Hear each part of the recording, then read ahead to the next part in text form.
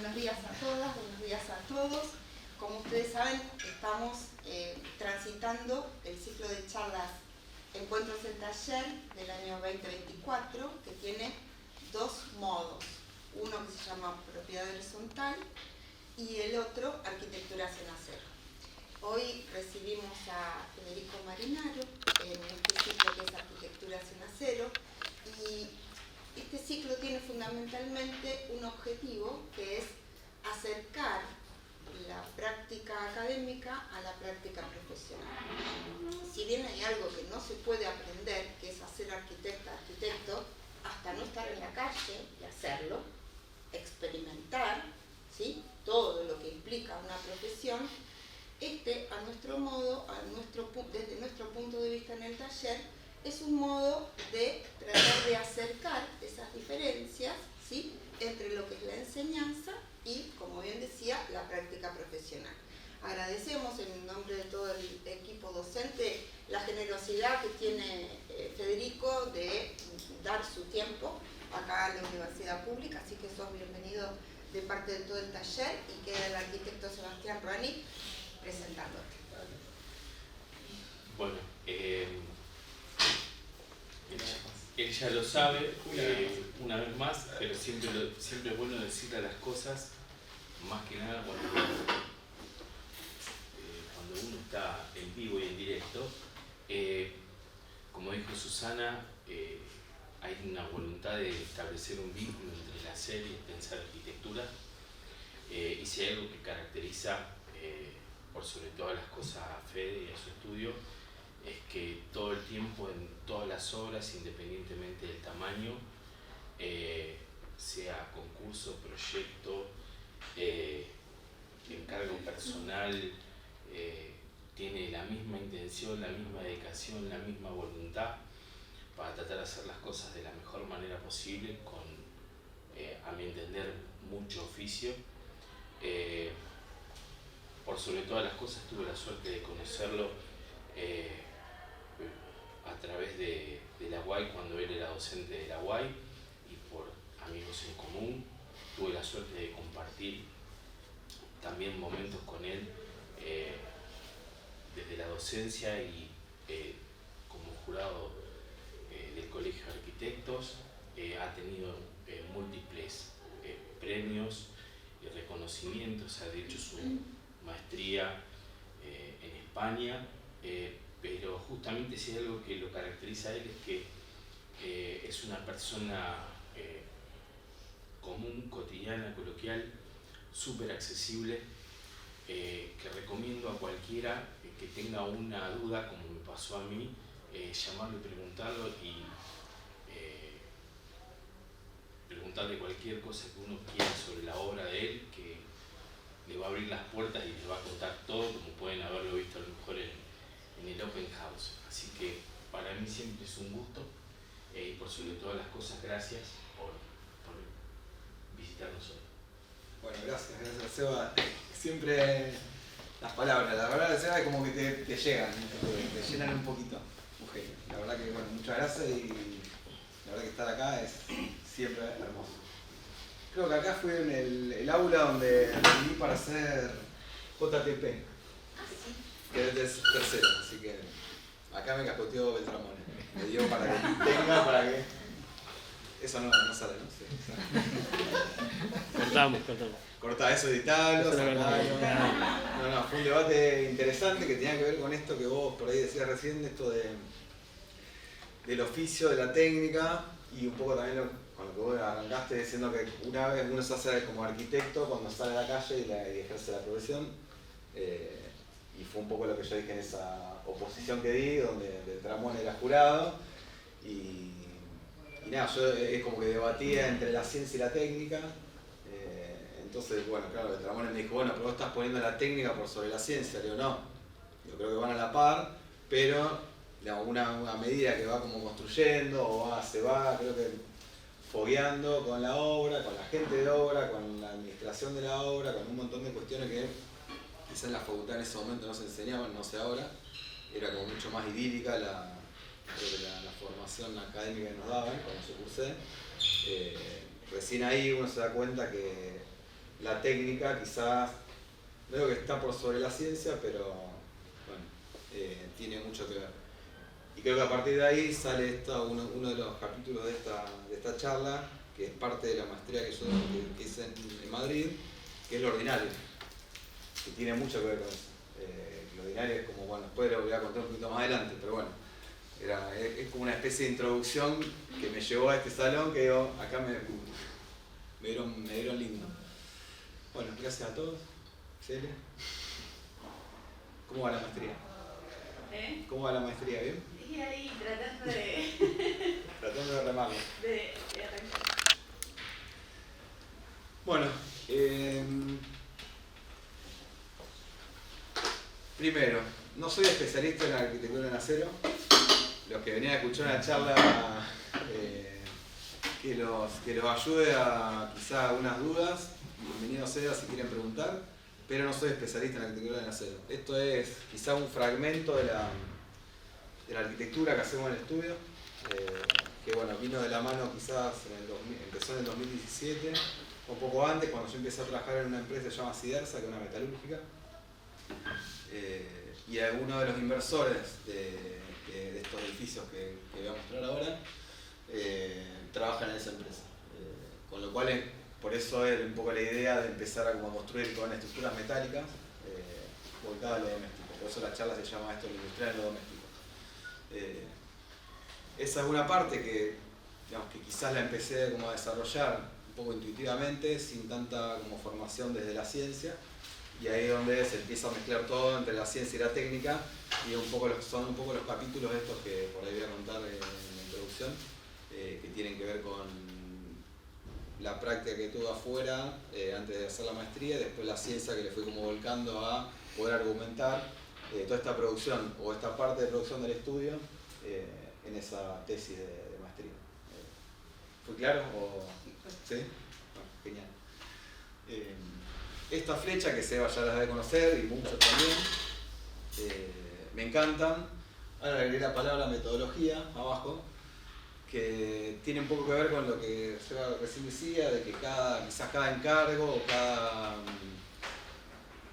encargo quizás que es concreto, y algunos que son súper como intuitivos, y quizás me quedo por ahí un sábado o un domingo dibujando en mi casa, pensando un proyecto en algún lugar del mundo, en cualquier lugar del mundo, de cualquier escala, tiene que ver con estas flechas y tiene que ver con esa metodología.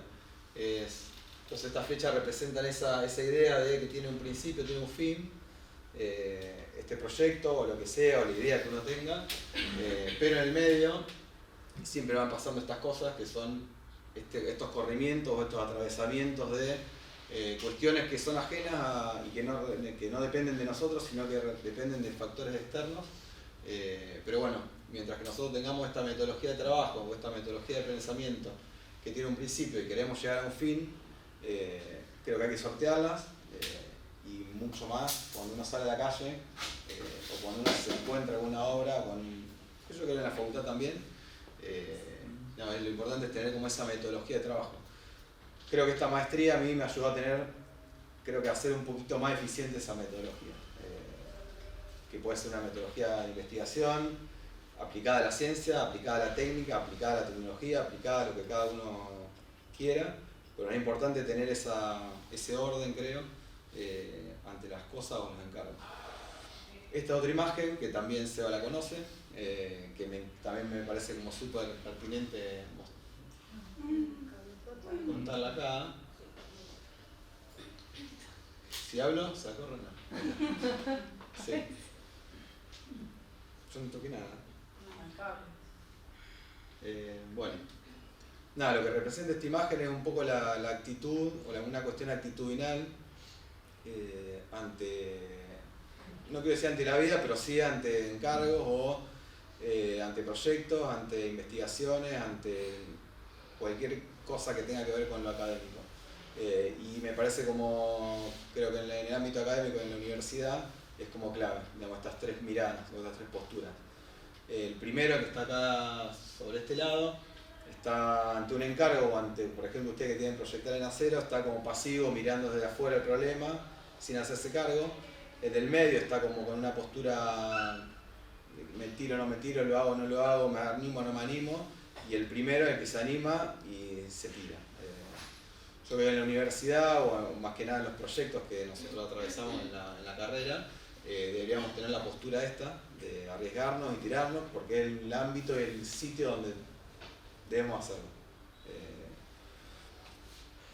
Particularmente y personalmente, los primeros encargos me tiré, así como este, y me golpeé. Así que, pero bueno, a medida que fui avanzando con los proyectos, con experiencia, tampoco soy grande, tengo 43 años, creo que me ubico más en la persona del medio, porque ya sabiendo cuáles son los errores que uno va a cometer o sabiendo los problemas que uno va a tener, como que estoy mirando. Pero bueno, cuando me tiro ya sé que me voy a hacer, creo que lo mejor, lo menos golpeado posible. Pero bueno, yo animo a que en la universidad se tiren, y para eso están los docentes y sus capacidades que tienen los alumnos también, para poder caer de la mejor manera posible. Bueno, esto también es el título de la maestría, de la tesis de maestría, que se llama Infraestructuras Instrumentales y Sistemas Simbólicos, y el caso de estudio son estas tres obras, que son cápsulas operativas, el edificio 01 y el edificio Frame. Los dos edificios están en la ciudad de Rosario y las cápsulas operativas están en la ciudad de San Nicolás, acá cerquita. Bueno, la primera argumentación de estos tres casos de estudio, yo le puse el industrial y lo simbólico, y tiene que ver con estas arquitecturas quizás de principio de siglo. Esto tiene mucho que ver con lo llamo como la ciencia, que es lo que nos enseñan estrictamente en la facultad, este capítulo. Tiene que ver con estas arquitecturas, quizás del principio de siglo. Es re pesado eso, que se vaya de seguro, ¿no? No sé qué hacer. Bueno, tiene que ver con estas arquitecturas, quizás del principio del siglo, que no tenían un cierto valor como académico y estético aprobado por la academia, pero ciertos arquitectos desde este principio del siglo, Mies van der Rohe, Gropius, empiezan a tomar todas estas arquitecturas industriales en pos de su arquitectura, y le empiezan a dar un carácter de estética, y empieza a ser valorada por la academia. Esta es una de las primeras obras que se hizo en estructura metálica, con una fábrica de algodones en Inglaterra, que es de 1793. Bueno, después siguen ejemplos, no me voy a detener en contar los ejemplos, porque eso me parece que en la historia es como más simple.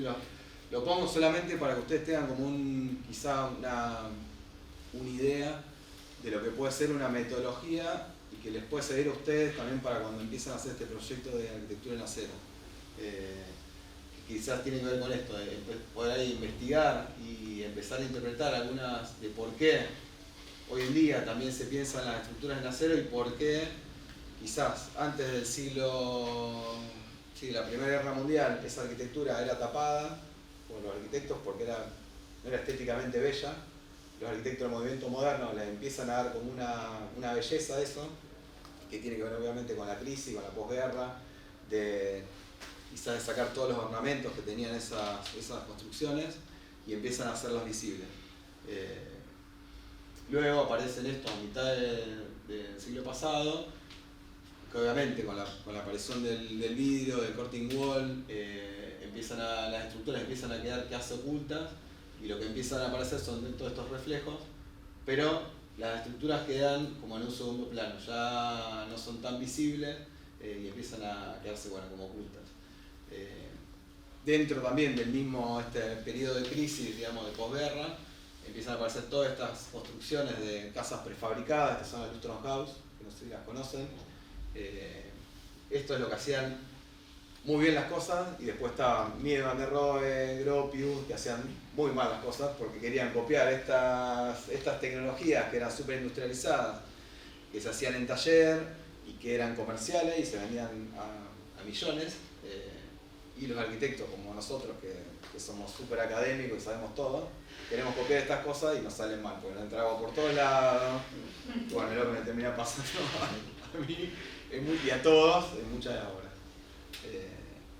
Pero bueno, nada, me parece como más pertinente mostrar este tipo de casas, porque en realidad tiene que ver mucho con la industria, con la fabricación industrial y con la producción en serie de quizás estructuras en acero, que es donde ustedes están un poco trabajando. ¿Es alguna duda, algo?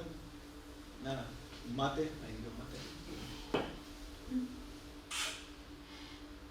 Bueno, el segundo capítulo es lo ordinario como expresión de la obra de arquitectura, y un poco lo que contaba antes. Lo ordinario en realidad es un concepto que trae Enrique Walker, no sé si lo conocen, un arquitecto chileno que fue decano en Columbia. Que en realidad no es el primero que trae este concepto, sino que bueno, lo vuelve como a poner en la agenda de quizás de la arquitectura contemporánea. Los primeros obviamente, o uno de los primeros. Después Orlando hace poco me mandó otro, Orlando Alvati, que es un arquitecto, colega y amigo, me mandó otro ejemplo de un libro de fotografía creo que era de 1943, una cosa así, que también tenía, era como una reversión de esto del ordinario. O sea, hasta ahí creo que fue lo que más lejos llegué con el ordinario. O sea, los primeros, por lo menos, para nuestra disciplina fueron Venturi y Scott Brown, con su viaje con los alumnos a Las Vegas, que hacen el Learning from Las Vegas, donde reconocen ciertas arquitecturas que no estaban reconocidas por la disciplina y le empiezan a dar un valor. Es la segunda imagen, es el libro de Enrique Walker, que es una recapitulación de textos, siempre enfocados dentro de esta idea del ordinario. Y la tercera imagen es el libro de Atelier Wow, que se llama Made in Tokyo, que bueno, lo que hacen ellos es, una vez después de que vuelven de su viaje a Europa, vuelven a Tokio y hacen un compendio de, creo que eran 30 edificios que no están reconocidos por la academia. Es como que nosotros vamos por acá por Rosario, decimos, bueno, este parking en la facultad nunca te lo van a contar, y ellos llaman un catálogo de esos 30 edificios, que es un poco la reversión también de Made in Tokyo. Bueno, Pulcas también con su libro de Nueva York, o sea, no es nuevo lo de Enrique Walker, pero son esas arquitecturas que quizás la disciplina desconoce, pero tienen un gran valor, y cuando dejan de ser ordinarios, cuando un arquitecto las toma, pasa a tener como un carácter de extraordinario. Cuando son volcadas de arquitectura, y una obra más todavía. Este es el mapeo de Atelier Wow, de donde están los edificios. Y después Liz Villalba, que es una chica colombiana que hizo su tesis doctoral en Madrid, que yo la conocía en la maestría. Lo que hace es tomar algunos casos del libro Made in Tokyo y los recorre en bicicleta por Tokio, y lo que hace es visualizar cuál es el estado actual de esos edificios. Entonces, como que siempre están reversionando esta idea del ordinario, intentando darle cierto valor. Este es otro libro de... Disculpa, sí. Federico, ¿quién es la arquitecta que hizo? Liz Villalba. Gracias. ¿No está ahí? Ah, está. Ok, gracias. Divina. Tiene una obra que hizo con Enrique Pineda. Hermosa, una hermosa obra. Bueno, este otro libro también que lo recomiendo, es chiquitito, muy chiquitito, que tiene también estos 3 textos. Estas 4 son entrevistas, una Renculcas, o Colas, como le quieran decir, Denise Scott Brown. El tercero es el de Made in Tokyo, y después cierra con un análisis de él. Ese lo tengo en el estudio, así que si quieren, lo pasan a leer. Esto se fue. Bueno, el tercer capítulo era esto ya pragmatismo simbólico, que ya ha volcado a Argentina. Entonces también cómo esta arquitectura que quizás hacía en el siglo XIX, obviamente llega tardía a Argentina.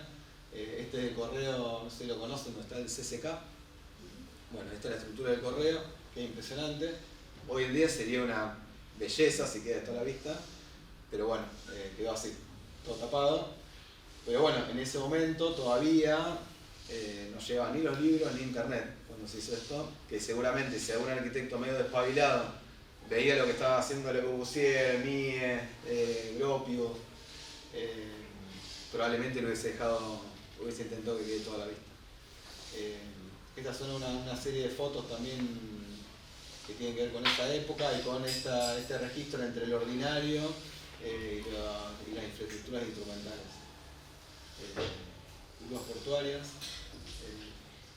Y el caso de estudio, que son estos tres: el AC1, el edificio frame y la cápsula operativa. Siempre conté los casos de estudio quizás desde el A01, pero bueno, ahora cambié el orden cronológico de las obras porque me parecen, en realidad, cronológicamente primero la cápsula operativa y después los edificios. Y en realidad también tiene su lógica porque es capaz que del objeto más chico a las obras un poquito más grandes. Cápsulas operativas son, bueno, esto es el CIERSA, que es la planta siderúrgica que les contaba antes. Es gigante, lo que está en azul, no sé si se ve, ¿no? ¿Se ve? Ahí está. Bueno, lo que está en azul son intervenciones, proyectos o asesoramientos que yo hice, que vengo haciendo desde el 2016 en la planta esta.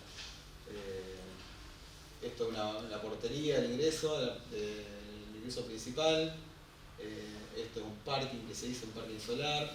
Estas son las oficinas que estamos terminando ahora. Esta es una nave de procesos. Cada una de estas naves tiene una línea de producción que es donde se produce y se fabrica los tubos estructurales. Esta es una nave de acopio de materiales importados, que son los IPB, que son quizás los tubos que también están investigando ustedes, los perfiles. Esta es una nave que se llama Boxes, que es de asistencia, de mantenimiento a la planta. Este es un comedor, que se llama comedor Isla, que abastece a estas dos naves. Bueno, y todo esto es una portería nueva que hicimos con una propuesta de un proyecto integral que presenté en el 2016, y se hizo esta portería en el 2018, con vestuario, con parking, con pérgola, con un montón de cosas. Bueno, lo único que voy a contar acá es algo chiquitito, que es las cápsulas operativas. Bueno, ahí están todos los proyectos. Ahí están, ni me acordaba que estaban.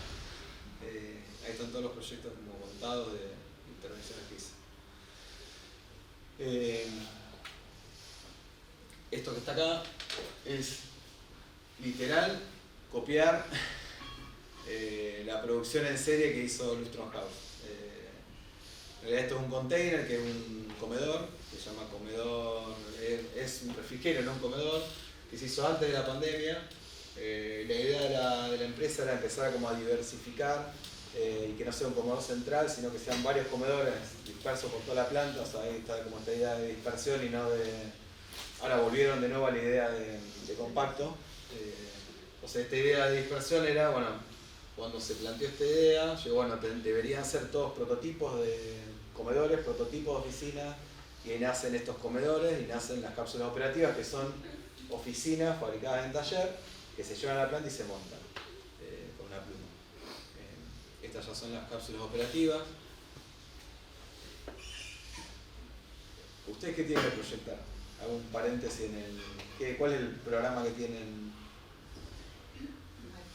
Los elegimos, al menos nosotros los del proyecto 2 elegimos nosotros los programas en relación a un concurso. Eligen ustedes y la escala también, la superficie, lo que sea. Sí. No, hay un terreno con condicionante que está sobre el borde del río y ahí tiene que estar el proyecto a partir de un análisis general del sector. La superficie puede Las ser necesidades y lo que pueda surgir ahí. La superficie es entre 500 y 5000, entonces como bastante libre. Un cero nada más. No es mucho la diferencia. O sea, le sacamos un cero y ya está. Federico, como trabajamos con base del concurso, el concurso no define programa, sino que define grandes temas y les da un rango de superficie.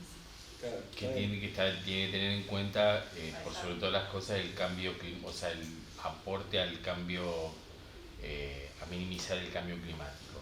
O sea, ese es el leitmotiv, el tratar de que el proyecto tenga que ver con evolucionar y poner en valor el sitio, tratando de que aporte una mejora al cambio climático. Sí, yo creo que, bueno, para mí esta imagen, en realidad acá se están fabricando en serie las 3 cápsulas operativas, después hicieron 2 más.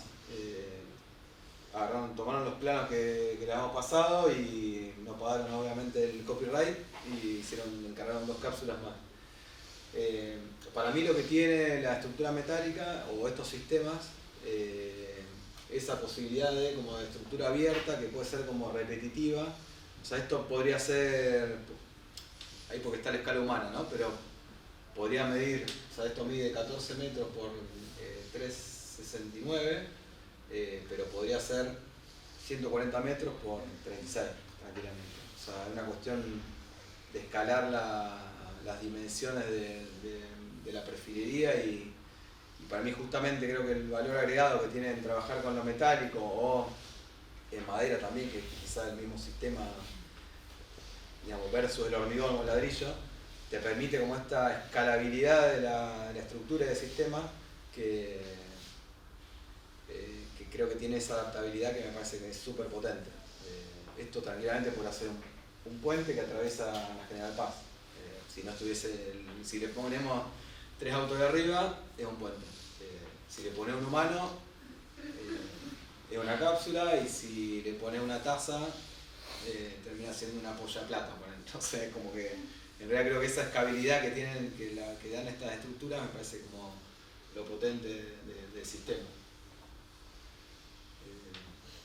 Eso es lo máximo que voy a decir de especialista en acero.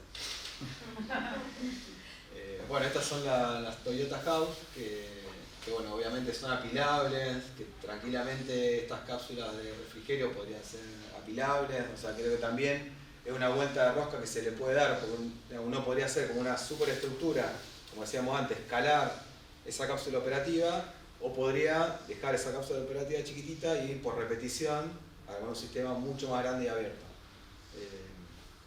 Que eso en hormigón es bastante más complejo.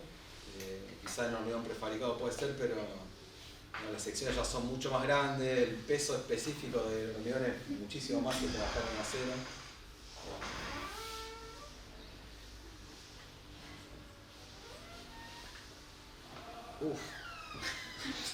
Perdón. Bueno, ahí está. Estas cápsulas operativas y el edificio frame, trabajamos con tubo de acero estructural. Quizás estos son algunos de los atributos que tienen, que esto sí les puede quizás servir. Los tubos en acero son desarrollo nacional, se pueden estandarizar los elementos, acá o sea, que es mucho más fácil la llegada a la producción a nivel nacional. Obviamente que tiene mayor cantidad de uniones, pero son más simples que las uniones que la perfilería de IPV, que son estos perfiles importados, con los de alma llena. Una pregunta, sí. perdón. ¿Los IPV son los IPN y todo Exacto, eso? sí, yo digo IPV porque la 01 le decimos con IPV, que es de sección cuadrada. Claro. Lo que tiene, a diferencia, por ejemplo, de las W, los IPV vienen de Croacia. No, de Turquía, perdón. Turquía y Brasil. Los W son americanos, también algunos vienen de Europa. Los IPN son los que comúnmente están acá, en todos los dinteles que vos no sé si ven en su casa, bueno, son los IPN. Y una pregunta, ¿esto de que decían que son importados es en la siderurgia que vos trabajás o ponele Gerdau ofrece catálogos de... Sí, hay un montón de varias empresas que importan perfiles y que producen perfiles. Siersa en producciones como la más grande, una de las más grandes de Argentina, de tubo estructural, con costura. Tubo estructural con costura significa que entra la bobina, para que tenga una foto así, en algún lado está. No saque. Bueno, estoy spoileando la charla. No importa. Entra la bobina es un rollo de chapa, que eso sí lo hace siderar. Siderar es otra metalurgia que tiene un horno que fabrica esas bobinas. O sea, la chatarra, vamos a empezar por un poquito más atrás. La chatarra va a un horno, la chatarra es acero o autos de descarte, que se compacta, se ponen como en cuadrados, volúmenes, no sé si lo vieron, bueno, en cubos, no cuadrados. se lleva a la planta siderúrgica, se mete en un horno, se cuece ese acero y después se arman las bobinas en ese mismo procedimiento. Sidersa compra esas bobinas, las lleva a la planta, las corta, en gajos de, no sé, 30 centímetros. Esa bobina entra en el proceso de fabricación desde una punta y capaz que el proceso son 30 o 40 metros de largo, que es esto que yo les contaba acá. Entra como en esta... Ahí. O sea, el proceso es, la materia prima entra por este portón, acá está todo el acopio de esas bobinas que yo decía. Acá hay un puente grúa. El puente grúa es un carro que toma las bobinas que están acopiadas acá, las posiciona en la punta de la línea de producción y a partir de ahí esa bobina se procesa, o ese pedazo de lonja de bobina se procesa y sale con la forma del tubo estructural o del tubo, no sé, los perfiles conformados. No sé, los perfiles conformados son unos que tienen forma de C. Sí, que no son los laminados. Sí, son laminados, pues son láminas, pero Claro. o sea, lo que yo digo, los tubos como los que nosotros usamos acá son perfiles con costura. O sea, una vez que termina con la forma esa, pasa el fin del proceso y que pasa por un lugar que es como una soldadora. Obviamente a una temperatura altísima y todo el tiempo están tirándole agua para que no caliente y sale el tubo cerrado, como cerradito. Depende de la costura que tenga, ese tubo sirve para quizás para líquidos o para efluentes, otros tubos pueden ser para construcción, tubos estructurales o tubos, digamos, que no son estructurales, que sirven para otro tipo de industria. Eso es con lo que fabricamos nosotros las cápsulas operativas y el esquizofrénico. Los otros perfiles vienen de Turquía, o vienen de Brasil, o vienen de Estados Unidos. Los IPV son de sección cuadrada, entonces para hacer una obra, que en el caso de la 01, la sección cuadrada lo que te permite es girar en las esquinas, siempre con la misma dimensión. Que si nosotros usásemos los perfiles de W, que en realidad son mucho más esbeltos, pero tienen mucho más inercia que Mariano. No, algo me ubico. Sí, o sea, la inercia es la capacidad que tiene de no flexionar. Entonces el W, que es mucho más alto, Pero yo tenía entendido que los W eran los que, como si te dijera los WT pero más cuadrados, y la diferencia con los IPN es que los IPN eran como más rectangulares, en el sentido de así. Claro, no, al revés. El IPV o HBN,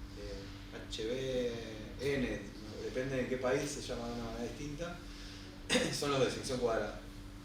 Los W son los que son más esbeltos, tienen el ala mucho más cortita, pero son mucho más altos. Esos te sirven para una longitud mucho más larga, digamos, para una vía como muy larga. Los IPV, al ser como sección cuadrada y por el peso específico que tienen, necesitas tramos más cortos. Por eso en el A01 aparecen estas vigas reticuladas, porque si no flexionarían todo el tiempo. Claro. No sé. ¿Te contesté? No me acordaba del montón. Sí, creo que sí. ¿Está? ¿Dónde estábamos? ¿Por acá?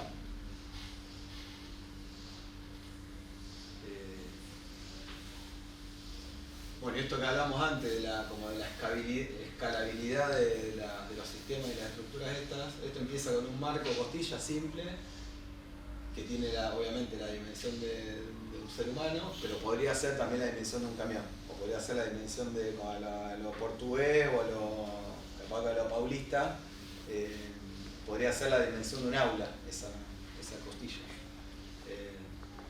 Obviamente que por repetición se arma el sistema y es como súper simple, se fabrica en serie, y lo que tiene quizás también de bueno y de positivo es que obviamente se trabaja en taller, el control de calidad es mucho más grande que, por ejemplo, la fabricación en obra, fabricación llamémosle casas.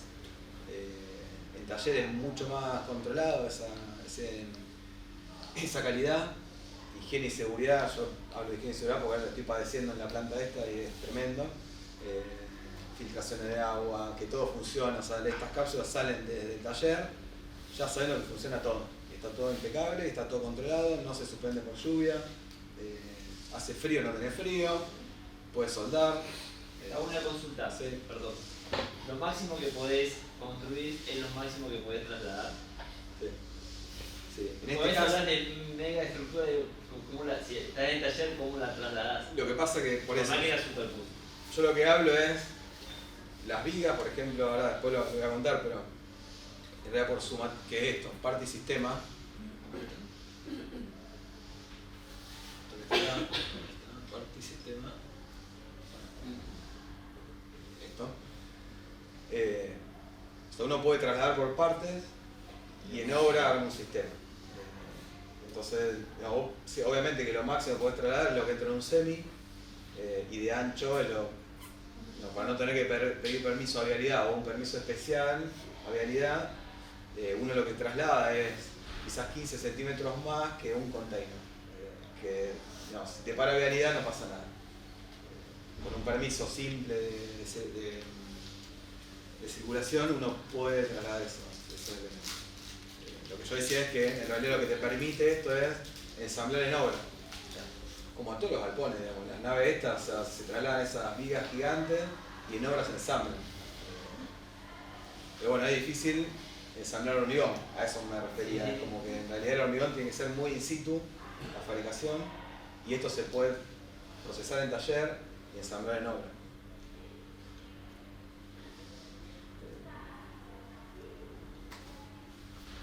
Bueno, fíjense que ahí también ya está hecho toda la instalación, fabricación en serie, o sea, está como todo súper como controlado. Y también en cuanto a la logística, no es lo mismo trasladarse siempre a un taller que trasladarse a una obra, trasladarse a otra obra. O sea, eso es como... Entonces yo siempre digo que Seba me dice que no, es arquitecto vago.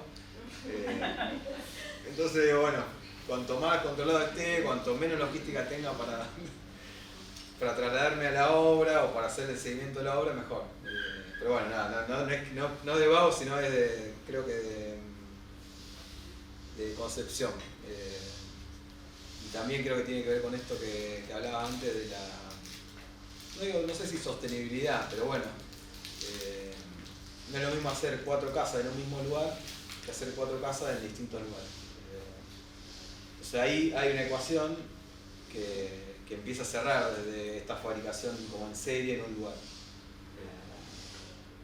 Esto no digo que estoy a favor y me pongo la bandera de fabriquemos casas en serie, todas iguales, todo. No, digo como otra cosa. Fabricar un edificio de hormigón en un lugar, fabricar un edificio de hormigón en otro lugar, o fabricar 2 edificios metálicos en un taller y trasladar los elementos y ensamblarlos, uno gasta menos recursos.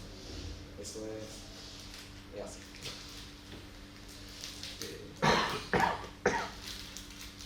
Ahí están las medidas que tienen las cápsulas operativas. En realidad estas cápsulas, las medidas responden no, el ancho sí, pero no tanto, y el largo sí, pero no tanto, y tienen que ver con la posición en la que van a estar en la planta. O sea, estas son las vigas por donde corren los puentes grúas. Entonces el lugar donde podíamos poner las cápsulas operativas era entre columnas y entre los pasos de los puentes grúas. Entonces como que el volumen que podíamos ocupar era ese. Entonces lo que hicimos fue fabricar una cápsula operativa que ocupe ese lugar. Y entró, yo hasta que no entró, no dormí. Entró de pedo. Eso también lo contamos.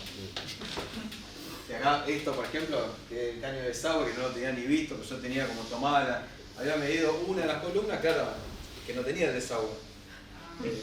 Cuando llegó y quedó ahí dije, no, eso es suerte. Pero bueno, cuando uno, por ahí, viste, cuando vos estás como muy encima, la suerte siempre aparece.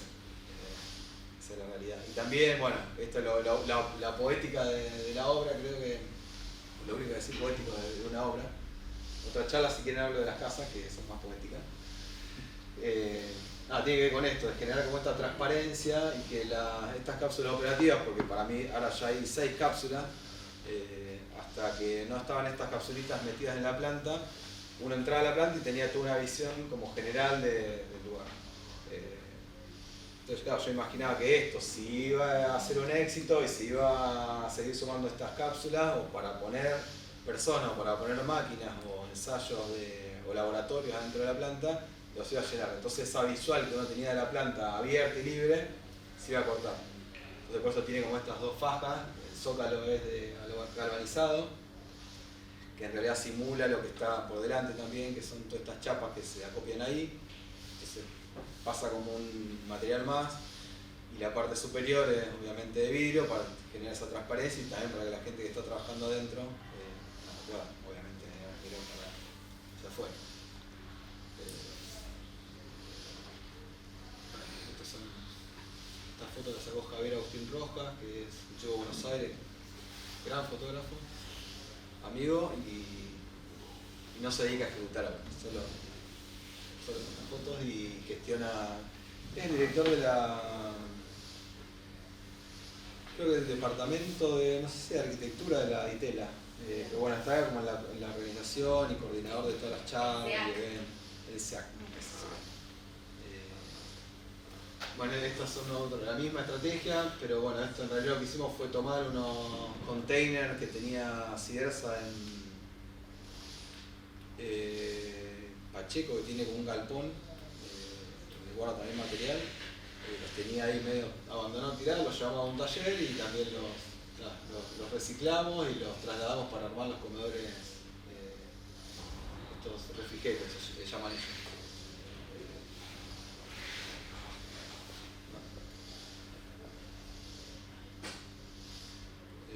Federico, este que está afuera está montado sobre una platea, ¿no? Sí, acá lo que sí, en realidad es como una viga perimetral y está simplemente apoyada. ¿Y los de adentro sobre qué los apoyaban? Directamente sobre la losa. Directamente Sí. sobre Sí, sí. Este en realidad lo que tiene, que se ve allá al fondo, solo lo que hicimos fue todo un desagüe, un pozo absorbente, porque no hay desagües. Llevamos 220, llegamos con la cápsula esta y conectamos. Agua, desagüe y electricidad. Tampoco es mucha ciencia. Como muy... Pero bueno, sí, desde que yo empecé a trabajar ahí en Cidersa, el comedor siempre estuvo adentro, en un lugar como oscuro, y una de las cosas que empezamos a trabajar, de los temas que yo como que puse en agenda con recursos humanos, es darle a los operarios un lugar ofrecerle a los operarios un lugar para que puedan comer o tener su refrigerio, que esté como en contacto con la naturaleza, que es divino el lugar. Si no, se quedan siempre comiendo dentro de la planta, que es súper hostil, o sea, que son esta imagen que está acá, que es esto. Y ruido, y por ahí cada tanto hay como mucho smog, porque las máquinas liberan humo y feo. Bueno, ¿sigo? Sí. ¿Cómo estamos de tiempo?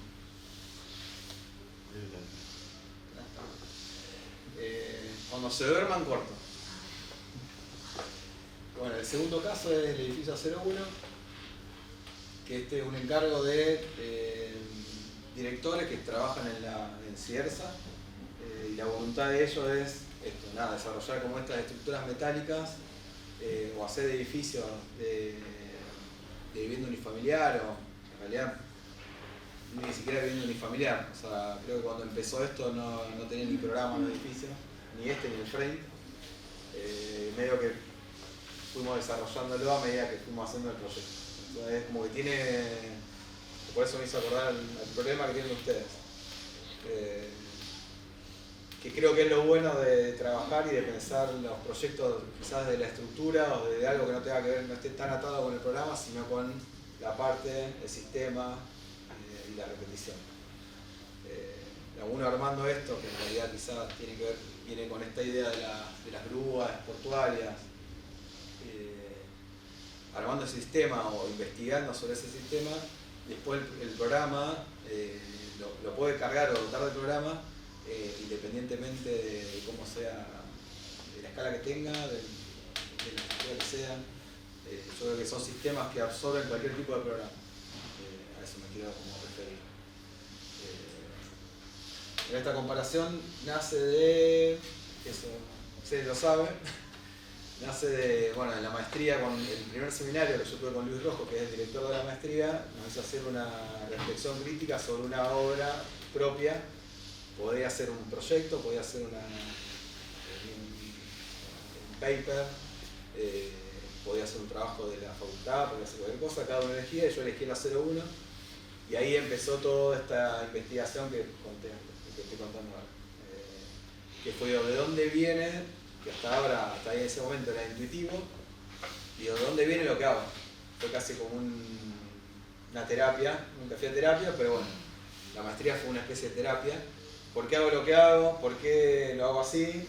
Y entonces ahí llegué hasta el capo. Y, yo con el capo hice esto y pensaba esto.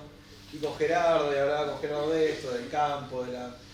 Digo, claro, mi abuelo viajaba todos los veranos a Mar del Plata. Toda mi vida vi cuadros del puerto de Mar del Plata. Mi abuelo era pintor, profesor de Bellas Artes. Claro, digo, de algún lado está.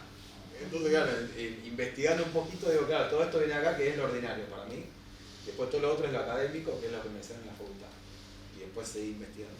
Entonces creo que todos tenemos como 2 o 3 partes en el cerebro, que es lo académico, lo ordinario, que ya creo que con el andar se va haciendo, y después la técnica, que es esta mezcla entre la ciencia y la obra. Creo que si tenemos esa capacidad de poder mirar lo que hace quizás la técnica me refiero al obrero que está trabajando en la obra, y ahí fue cuando discutí con Beltramonet. Podemos aprender mucho más de ese tipo que de, quizás sin desmerecer a la docencia, porque yo fui docente y soy docente, de un tipo que te diga lo que tenés que hacer y después no lo hace. Es como el tipo que está en la obra, ves, lo hace, lo piensa de una manera no académica y lo resuelve mucho mejor que yo que soy arquitecto. Entonces bueno, ahí si quieren debatimos, o ahora, cuando quieran.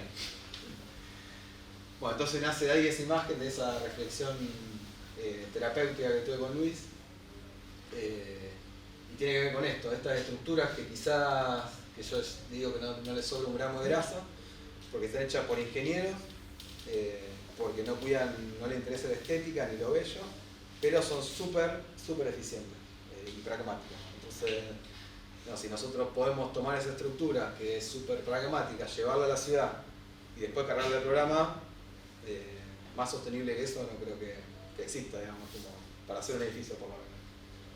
Y esa es un poco la línea que estuvimos como trabajando, o que estamos, o que queremos. Estos son en realidad una comparación que también tiene que ver con esto de las estructuras soportes, quizás, que son losas.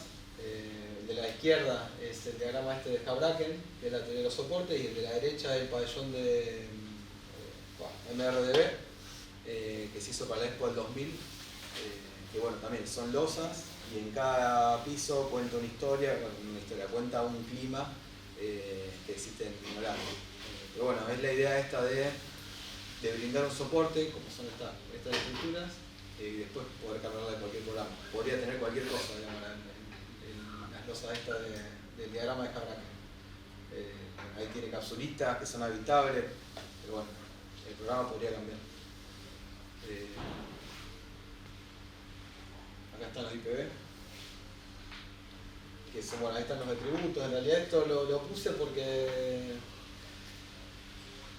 en un momento cuando nosotros desarrollamos el A01, están abiertas las importaciones y tiene mucho que ver con esto que vos contabas antes, de dónde vienen y por qué no se hacen acá. O sea, esta cuestión de abrir y cerrar las importaciones también creo que impacta en la producción nuestra, por lo menos del desarrollo de los edificios. Cuando hicimos el A01 estaba el gobierno de Macri, que están abiertas las importaciones. Cuando empezamos el edificio Frame, creíamos que se iban a cerrar esas importaciones, con lo cual sube el precio de los IPv de estas perfilerías que son importadas. Entonces era más pertinente usar tubos estructurales que son de desarrollo nacional y que además los fabrica Sears. Entonces como que digo, bueno, termina siendo mucho más eficiente y más quizás ecológico utilizar tubos hechos acá que importar tubos desde Asia, Turquía, donde sea. Volvemos de nuevo a la parte del sistema, que es un poco lo que decía antes. Estas vigas en realidad se fabrican todas en taller. Esa fabricación obviamente está súper controlada, pero bueno, fíjense que la escala de la viga es la de un ser humano, la de una persona, y lo que cubre es lo que va del piso a losa. O sea, cubre toda la altura del edificio. Pero bueno, esto también podría ser escalable. Sumando partes de esto, uno podría tener una viga que es un poco el edificio. O sea, la estructura del edificio termina siendo un poco eso, una sumatoria de estas partes y termina armando un sistema.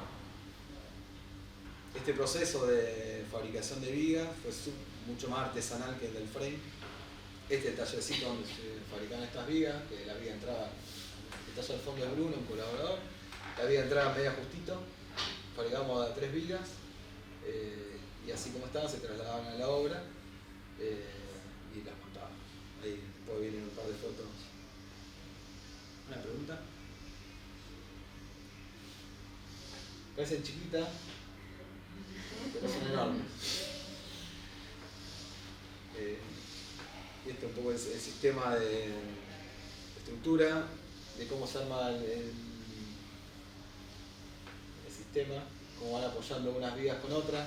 O sea, estas 2 vigas que son bancoplanares a la medianera, se apoyan en esta otra viga que es la que arma el balcón, y así va bajando el sistema hasta esta viga de acá abajo, que apoya en 2 tabiques de hormigón, y todo esto va tomado a la caja de escalera de sensores que es de hormigón. Ese es el detalle. El hormigón siempre, o por lo menos en este tipo de edificios de natura, tiene que existir por una cuestión de viento, no es que uno podría hacer un edificio todo metálico, por lo menos eso es con lo que me mintió el ingeniero, lo acepté, pero bueno, creo que sí, tiene que ser así. Una pregunta, Sí. ¿cómo es la unión entre la viga esa gigante de acero y el hormigón? Ahí tengo un detalle. A ver si esto arranca.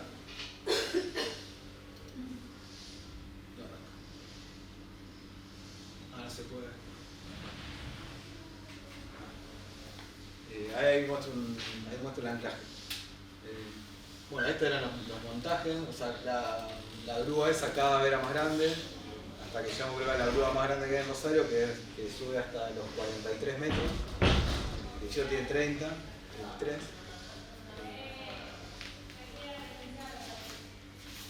Y esta es parte de esta es la unión que mostraba antes, que es este encuentro. Este encuentro ahí, eso que está ahí, digamos, obviamente llegan los hierros. Y a ver, por ahí estoy buscando el anclaje.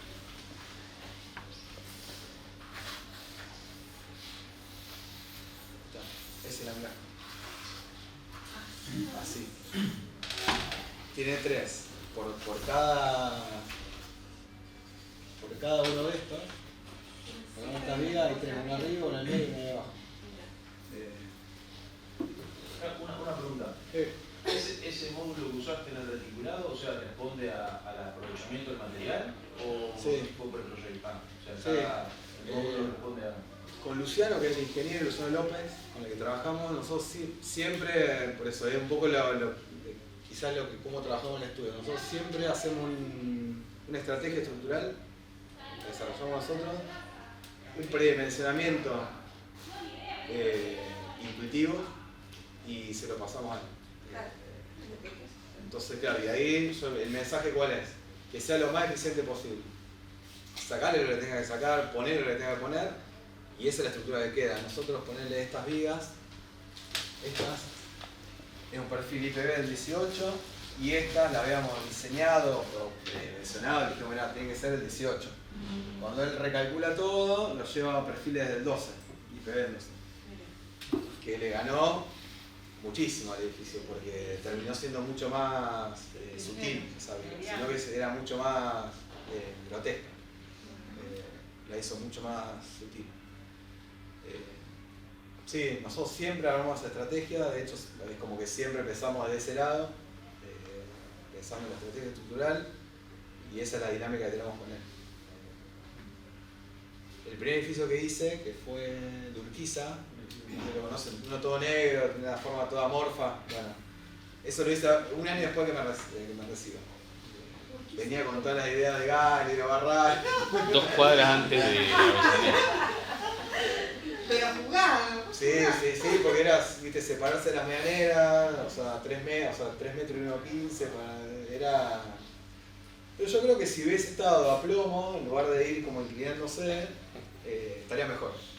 Pero bueno, nada, fue eso. En ese edificio en realidad también le habíamos planteado una estrategia estructural, pero bueno, era demasiado arbitraria, entonces empezaron a aparecer columnitas por todos lados. Después de ese encargo, yo dije no, vamos a trabajar al revés, le voy a pasar específicamente bien dónde puede haber cosas, dónde quiero que haya, o sea, mucho más específica esa estrategia.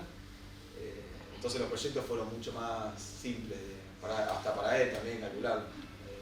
Ese edificio tenía una pata, son 2 torres, tenía una pata central de hormigón y los bordes no tenían nada. Entonces eran como todas losas que venían como inclinadas, donde iban armando como las vigas estas regulares, y me dijo, no, es inviable esto. Entonces empezaron a aparecer como todos tabiques perimetrales. Bueno, así quedó, y se fue atando con el aluminio, pero otra historia. Ese no lo cuento más. Ya me aburrió. Sí, lo que digo que era este proceso fue súper artesanal, es por esto. Estos anclajes quizás están súper ¿No tuviste dimensionados. problemas nunca en el anclaje entre el hormigón y el...? No, ¿sabes dónde tuve problemas? Que dije, ¿para qué lo cambiamos? En la fachada, no son las carpinterías, llegaban a losa. Era de piso a losa. Sí. Claro, el valor de una carpintería de piso a losa sale de lo estándar, entonces salía el triple que una carpintería de 2,05 metros de altura. Entonces, una cuestión de presupuesto, la bajamos a 2,05 metros y lo que hicimos fue, en lugar de hacerle un dintel, hicimos una viga que cuelga de la estructura metálica. Bueno, ahí Que se mueve. Claro, en porque- los pisos de arriba, o sea, en el piso 10 y 9 se marca la fisurita.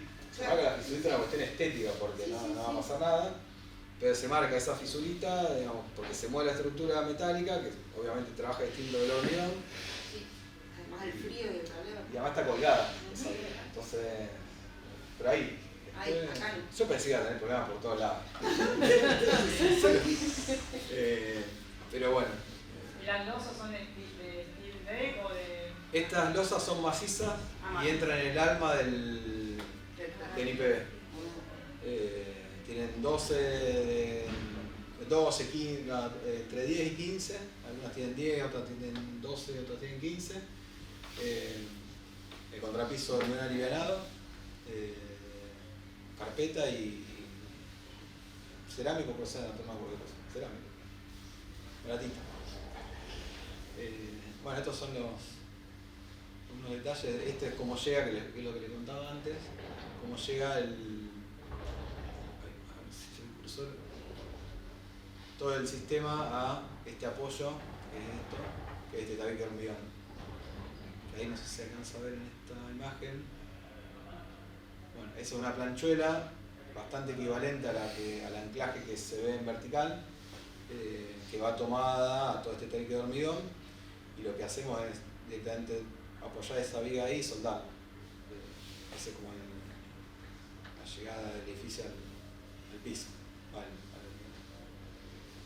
Esto es lo que hablamos antes de la sección del IPV que te permite estos encuentros, en realidad que cuando gira es mucho más simple esa vinculación.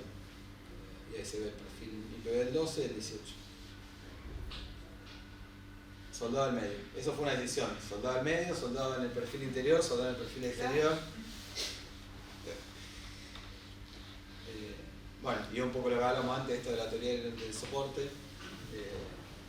De que en realidad lo que nosotros pensamos primero fue esta parte del sistema y después cargarlo de programa. O sea, siempre tuve la idea esta como de poder hacer las capsulitas estas que sean los baños y las cocinas y con una pluma también montarlas.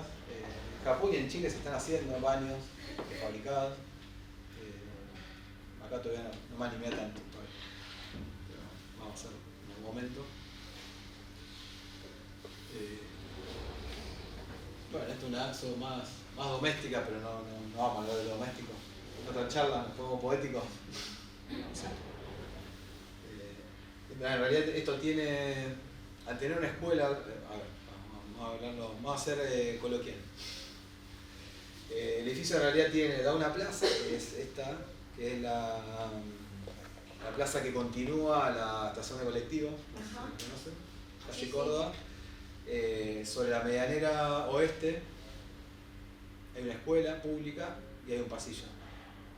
A la medianera este hay una casita muy chiquitita y otro edificio. Entonces, claro, la propuesta fue toda esta fachada oeste, trabajarla como una fachada más. Presentamos a la municipalidad un permiso para que nos dejen trabajar eso como una fachada más. Creo que no, obviamente. Pero bueno, al haber un pasillo te da ciertas libertades porque no van a construir nunca ahí, porque es una escuela y no van a construir nunca, entonces obviamente que nos abrimos sobre ese lado. Entonces lo que generamos fueron unas dobles alturas intercaladas, una doble altura en este piso y otra doble altura en este piso. Entonces la idea era que lo que se cuenta en esta axonometría es generar como esa vinculación entre vecinos y poder mirarse, poder tener esa apertura también desde que está acá arriba, tener una apertura mucho más abierta hacia el oeste, y el que está acá también tiene esa apertura mucho más amplia. Yo digo que la casa puede ser la casa más alta, porque en realidad al estar los pisos intercalados uno podría entrar desde planta baja y llegar hasta el piso 10 si uno quisiese armarse una casa entera, o poner una escalera caracol y va subiendo de... Estas fotos también son de Javier Agustín Rojas. Bueno, que se fisure acá, ahí, en ese encuentro. ¿En la medianera no tuvieron problema entre la estructura metálica y la envolvente? Tuvimos problemas en las carpinterías que dan al este. Pero creo que es más un problema de carpintería que después le agregamos un plegadito y las que dan al sur también, que es hormigón. O sea, cometimos el error de poner las carpinterías a filo exterior del hormigón. Claro, chorrea todo, viste, el carpintero dice, sí, no la sello, imposible. Así que le tuvimos que hacer de nuevo otro plegadito para cortar el cortagota. Sí, el cortagota. Que por más que uno no quiera, tiene que estar. Bueno, ahí se ve cómo llega también el edificio al tabique este. Que el edificio tiene solamente estos dos tabiques de hormigón y la caja esta de escalera de hormigón, que es la que baja y recibe todo este sistema.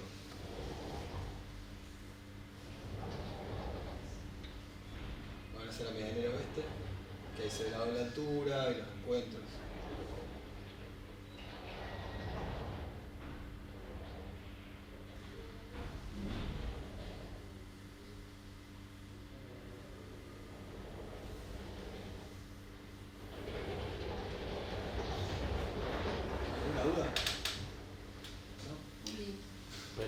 De un lado la viga la losa está metida dentro del alma del perfil y sobre el frente se ve el perfil. Claro, apoya sobre, en realidad carga en las vigas coplanarias de la medianera.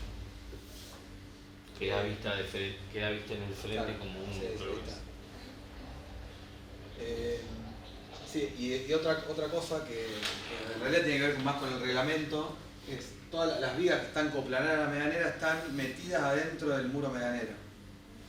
Del muro medianero para adentro. Una cuestión reglamentaria, la salida de los balcones tiene que estar 15 centímetros por dentro del muro medianero. Entonces nosotros la decisión fue que esta viga en realidad salga y arme el balcón. Creo que siempre los balcones parecen como sobrepuestos, como que está la estructura del edificio y después está la estructura del balcón. O sea, una de las obsesiones es esa, digamos, que la misma estructura resuelva edificio y balcón. Que bueno, en los interiores se ve la viga como queda, porque en realidad de la medianera este, el muro medianero pasa por afuera de la viga, queda dentro del departamento, y de la medianera oeste, la viga queda a la vista hacia la plaza, hacia la escuela, y por adentro nosotros metimos el muro para adentro. O sea, como un juego que de un lado pusimos el muro por adentro y de otro lado lo pusimos. ¿Me expliqué? Planta baja, que también esto tiene mucho que ver con esto de lo industrial y lo simbólico, o sea, esto que se ve ahí del tanque de ¿cómo se llama? El retardador pluvial. Te piden en la Municipalidad de Rosario un retardador pluvial que generalmente van o enterrados. Bueno, nosotros decimos dejarlo a la vista, digamos, siguiendo con esta cuestión de que veíamos antes del puerto, del ordinario, de mostrarse tal cual es. Que bueno, también es un poco que tiene un poco que ver con la arquitectura que por lo menos pienso yo. Esto hablo de súper personal. No del estudio, sino que pienso que digamos, debería ser así, mostrarse tal cual es y no esconder nada. Por eso queda casi toda la vista, materiales como súper despojados de estética y de agregados. Ahí está el tintel que todavía me arrepiento. Sí, duele verlo un poco. Bueno, los cordobeses, no sé si los conocen, a Joaquín Alarcia. Bueno, me dice, ¿cómo no pusiste la carpintería hasta arriba? Le digo, estaba hasta arriba. Sí, pero la tenía que dejar hasta arriba, sí. Ahí está la vía que se ve, esta será la medianera este y el otro lado está la oeste que pasa por afuera del muro.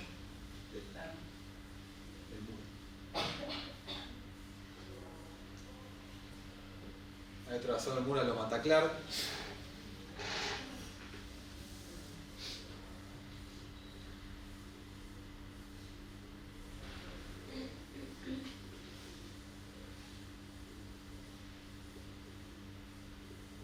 Bueno, vamos al último. Y el último, bueno, es el frame. Mi abuelo pintó unos cuadros parecidos a estos. Entonces, bueno, esta idea de poder meter esta estructura en cualquier lado y después cargarla de programa. O sea, hacemos con la misma estrategia. Esto un poco ya lo conté antes. La estrategia estructural es bastante equivalente a la 01. Bueno, con la diferencia en realidad que son dos torres y el centro es la masa de hormigón, que es la que le da como esa liquidez para el viento. Pero el sistema es equivalente. ¿También se usa el mismo perfil? No, acá pasamos a tubo estructural, que es del 25 por 2,5. Que en realidad esta creo que es una, no creo, estoy seguro que es una evolución de la 01. Que eso no lo conté, la 01 en realidad la estructura metálica estaba muy atada al hormigón. Teníamos que subir con la estructura metálica, hormigón, estructura metálica, hormigón, estructura metálica, hormigón, porque estaba siempre atado a eso. La evolución y lo que quisimos hacer acá es poder desarrollar toda la estructura metálica, o sea, como independizar los rubros y los proveedores. Poder armar toda la estructura metálica y que después entre el hormigón y empieza a trabajar y se generaban los anclajes una vez que entraba la parte de hormigón. Otra diferencia están las losas. Las 01, que lo que preguntaron antes, son losas macizas de hormigón que van metidas en el alma del perfil, y estas son un casetonado metálico y arriba es tintel. Entonces esa es como quizás para mí la evolución que, con todos los problemas que tuvimos. O sea, yo lo cuento como si fuese una cuestión, cambiamos el sistema, pero bueno, en realidad lo que tiene quizás Rosario todavía o Argentina, no tienen todo desarrollada la industria para poder desarrollar estructuras metálicas en ámbitos domésticos. Está como muy volcada la industria todavía. Entonces el problema cuál es que la mano de obra por ahí que desarrolla o que suelda o que fabrica estas piezas tiene una mirada o un ojo muy industrial. El detalle que nosotros vemos como más de hogar o doméstico es otro. Entonces, bueno, hacerle entender que las soldaduras van todas cada 30 centímetros, no van cada 35, 43, 37 y medio, que da más o menos igual, porque en realidad un galpón a 15 metros de altura no se ve, pero si esa soldadura te queda en tu casa, por lo menos para mí, molesto. básicamente. Pero igual. Pero bueno, nada, son apuestas y quizás tiene que ver con la segunda imagen que mostré del nene saltando. Como, digamos, alguien tiene que dar ese paso. Estas son las vigas que también, igual que el edificio A01, se fabricaban en taller. Esto ya es mucho más industrializado y otro tipo de empresa, no tan artesanal, con controles de calidad. Antes que salgan las vigas del taller pasaba un soldador, que yo me enteré cuando hicimos el primer edificio, que hay distintos tipos de categorías de soldadores. No sé si sabías eso. Yo eso no sabía. Que claro, soldador A1 te suelda, no sé, los tubos estos. Soldador A2 te suelda un tubo en el puerto. Soldador, entonces tiene que estar calificado para hacer este tipo de estructura.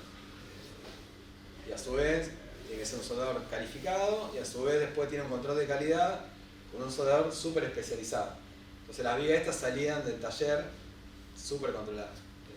Eso me da mucha más tranquilidad que el A01, que dije, bueno, cuando me empecé a enterar porque en el A01 no sabía eso, una vez que se terminó el edificio y empezamos a hacer que fue con Techar, que es una empresa que se dedica a hacer galpones, me empecé a enterar de todas estas cosas, que había distintos tipos de categorías de soldadores. Entonces fui al A01 y digo, mirá la soldadura, y contratamos a un soldador especializado para que haga una especie de auditoría en la 01. Parece que estaban bien. Estaban bien, por suerte. Bueno, estos son los anclajes. Por eso el otro era súper artesanal, este es súper industrializado. Son los anclajes que van a ir tomados al hormigón. Las vigas en obra. Las secciones obviamente son mucho más robustas que con IPB, pero bueno, también era un poco la estrategia que queríamos tomar, que era esta idea de tener mayor cantidad de elementos, y esa mayor cantidad de elementos también lo que nos dio es una menor cuantía de acero en el edificio. En relación, tiene mucha menos cuantía de acero que el A01. Que eso bueno, fue una también de las premisas que nos tomamos.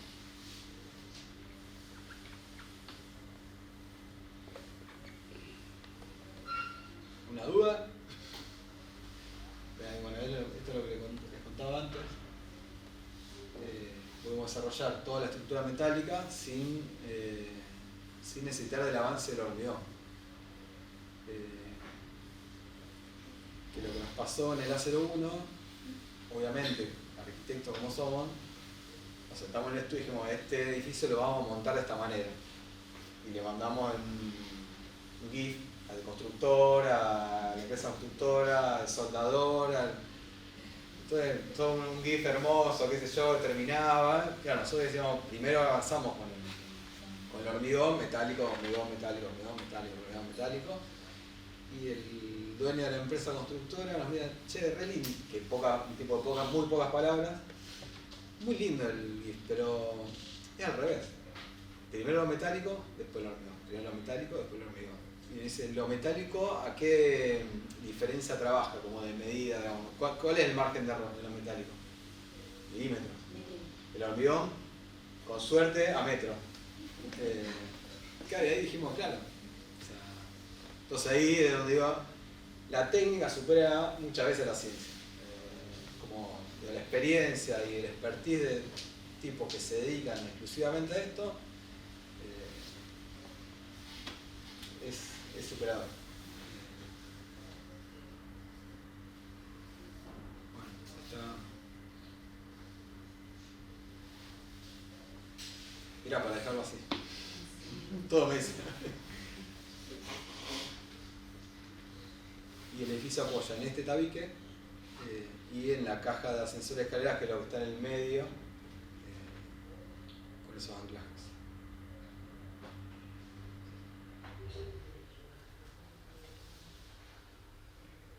O sea, también esta estructura lo que permite es tener como estas plantas como súper limpias de estructura. Y después se cargan del programa. El programa que es un poco lo que empezamos hablando, todavía no se sabe bien qué va a ser. Tiene No, tiene programa porque en realidad la planta baja está pensada como cochera. Tiene un subsuelo que no es accesible para vehículos, pero bueno, la idea es que sea un restaurante, primer y segundo piso, no, primer piso oficina, segundo, tercero y cuarto, en la torre de adelante, que sería esta. Es una especie de casa en altura, que puede ser un hotel o alquiler temporario. La torre de atrás son departamentos chiquititos. Pero bueno, justo ahora el lunes me junté con Miguel, que es el dueño de la refinería, un restaurante acá en Rosario, que quiere tomar todo el edificio, gerenciarlo y poner un restaurante, poner capaz que yo le dije de poner en cada piso, en cada departamento, por ejemplo, no sé, un restaurante de comida francesa, otro de comida italiana, que alquile una persona que se dedica a cocinar comida italiana y que sea un restaurante a puerta cerrada de eso. Dice, no, pero podemos poner un hotel boutique, bueno, podría ser también. Bueno, pero podemos poner un edificio que sea de diseño, que cada diseñador alquile o subalquile cada habitación, y en realidad el edificio termina siendo una experiencia donde la gente va y lo recorre y se va. También podría ser. Tengo una pregunta, ¿y el permiso qué pusieron? ¿Qué uso pusieron? Vivienda. Pero bueno, vos podés cocinar en tu vivienda si querés. Bueno, podés invitar a tu amiga a comer. Vivienda y cochera. Bueno, por lo menos vivienda. Si hubieras puesto oficina tenías ya unos requerimientos que después te podían complicar para cambiar. No, si era oficina estábamos complicados. Pero bueno, no, la idea es esa, digamos. También, o sea, yo creo que esa idea de tener como la estructura, soporte y después ir cargándola del programa es lo que te posibilita ir como retocando justamente ese programa pensado a priori. Son dos directores, son mis cuñados, que son directores de CIDERS. Claro, por eso o sea, ya se pensó. Sí, a ver, la idea era, che, hagamos algo, no sabemos bien qué. Bueno, por eso también primero aparece como el encargo, esta necesidad de una coyuntura que permite que lo empiecen, y después va viniendo todo el demás. No es como por ahí el orden más normal entre comillas, que uno primero piensa qué quiere hacer y después cómo lo va a invertir. Sí, lo que pasa que también, sí, o sea, yo creo que van de la mano, porque o sea, internamente, por más que no tenga programa, que no tenga, que supuestamente no debe, digamos, no sea tan rentable como muchos edificios que se hacen en Rosario de renta exclusiva, yo también lo abordo desde esa rentabilidad. Digo, si este edificio, digamos, lo quieren vender, tiene que ser rentable, o sea, no. Pero bueno, si tiene el valor agregado de que también le puedes cambiar el programa, si tiene el valor agregado de que también tiene como una investigación por detrás, si tiene el valor agregado de que usás material que ellos quieren usar, y bueno, cumple. Es como que va tachando, va de la En los dos listita. casos construyeron además a la altura de la máxima permitida. Sí. O sea, como que el volumen, entre comillas, está bien amortizando también el costo del terreno. Sí, ponerle el A01, esa doble altura, obviamente podrían haber sido 5 metros más. Claro.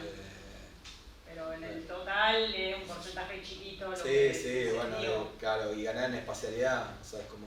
Pero bueno, sí, son eso, capaz que esas licencias que la arquitectura, o no sé, el proyecto se toma, para decir, bueno, le doy un poquito de calidad espacial. Pero bueno, este está súper exprimido. Sí, en eso sí, es como que es exprimir el volumen máximo que se puede construir y después lo distribuir como vos quieras. El de Urquiza fue igual, el de Urquiza que existía el FOT en ese momento, eran 3.857 metros cuadrados que se podían construir y se construyeron 3.857.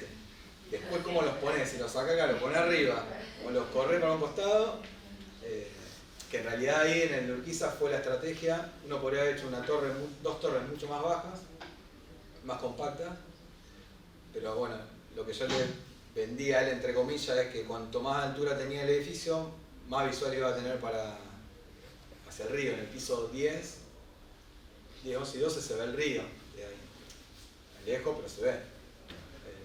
O sea, el puente, o sea, tiene como una vista que es súper. No, de ahí sí, ni hablar que es súper lo que se pueda construir se construye. Eso no. Bueno, esto no sé si le había contado antes lo de Steel Deck, sí, se los conté, ¿no? Bueno, estas imágenes, en realidad la losa era de hormigón, a priori era pensada de hormigón, existía el casetonado metálico, y ese casetonado tiene, porque tiene todavía, la medida de 1,22 por 2,44. En realidad lo que yo pensaba era, claro, meter el fenólico ahí arriba, en cada una de esas. Y no encofrar, usarlo encofrado. Claro, usarlo encofrado. Lo que pasa es que cuando empezamos a avanzar con la empresa constructora, todos dijimos, esto, o sea, son muchos bordes por donde va a colarse el hormigón, entonces había que empezar a tapar con una manita los bordes. Y ahí, claro, ahí yo dije, che, ¿y si ponemos el Steel Deck? Y fue como rapidito, o sea, el Steel Deck es esa chapa colaborante, esto, acá, esta. La apoyamos arriba de la estructura que ya estaba, y como estas vigas, las más chiquititas, las que tienen, estas tienen 25 y las... Es la suma de 2 de 12. Tienen 18, apoya el Steel Deck sobre esas. Y el lomo del Steel Deck pasa por arriba de la de 25. Fue súper de suerte. Yo cuando digo suerte es un chiste, ¿no? A veces sí. Ya estamos llegando al final. Bueno, y esto es más o menos un resumen de lo que la búsqueda en la que creo que estamos. Que todavía no podemos como desarrollarla, que es esta cuestión de armar el soporte que viene de lo infraestructural, que viene de lo simbólico también del puerto, y que tiene que ver con esta cuestión de fabricar quizás en serie, en taller, y poder montarlo en obra. Y tranquilamente uno podría sacar estos volumencitos y poner otro volumen y reconfigurar el programa. Que creo que eso para el proyecto de ustedes también puede ser súper válido. Que puedan tener como, convivan dos sistemas. Uno que sea como lo que queda, de soporte, y otro que puede ser temporal. Ponés objetos, ponés volúmenes, lo sacás y ponés otro programa, ponés otro programa, lo corres. Me parece que eso es como claro. Esto es un evento que hicimos, se llama Simbiosis, no sé si... que hace poquito que... No, en este no. En este no, en otro. Yo no fui en el otro. Este en realidad fue un registro que hicimos de la estructura metálica pelada sin hormigón. Que no sé si lo conoce a Manuel Curel. Sí. Él tiene como toda una movida que se llama simbiosis, que es registrar las obras cuando están en un determinado momento paralizadas. Se termina con un proceso constructivo, ejecutivo de la obra, en este caso lo metálico, entonces se registra con este evento, que bueno, Gonzalo Lora pasa música, Gonzalo Lora es música de acá Rosario. Registrar ese momento y bueno, esa es la imagen de ahí. Y ahí dijeron, bueno, esto hay que dejarlo así, pongamos un boliche, pongamos no sé qué cosa, pongamos. Pero bueno, creo que da para eso.